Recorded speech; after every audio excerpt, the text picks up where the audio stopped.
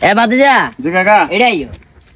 কি কাকা তুই আর কি অপমানি করবে লাইনে তোমরা চাচি মারে এই যে খিরা তারপরে মরিচ তারপরে পেঁয়াজ এখান দিয়ে আইসা ওমা শাসিমা কইছে নাকি আমি কইছে না যাক কইছে তো ভালো হয়েছে কাল লাগি আরে ইফতারি দাওয়াত দিকে আমি আরে বেজ্জতি করবে লাইলো গেছে নাকি ইফতারি দাওয়াত দিছেন বেজ্জতি গিয়ে বাতিজা কোন জিনিসটা তোমার আই দিন কোন জিনিসটা কোন সালাদ তুমি শুরু করি খাজুর তুমি শুরু করি শরবত তুমি শুরু করি বুট মুড়ি বেগানা তো দিলাম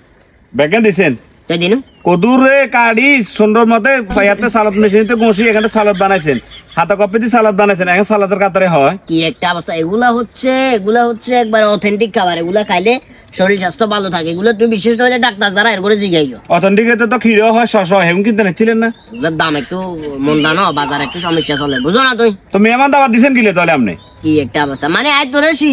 শশা তারপরে মরিচ টরিচ এখান দিলে দিলে হাঁটা দিছস জি তোরা কাইলে দাওয়াত দিছিলাম কি ইফতারের দাওয়াত দিছি না তো ভাতের দাওয়াত তো দিন তাইলে চাইলের বস্তা এক গিয়া গরু গোস্তা 4 কেজি এরপরে যে আরো আদা রসুন যা যা লাগে বেগান তাইলে হাঁটা দিতি এতই যদি ওরা শরম দিবার খেয়াল থাকে আমনে কারণে মানুষ কয় কিপটে সেলিম ফালতু লোক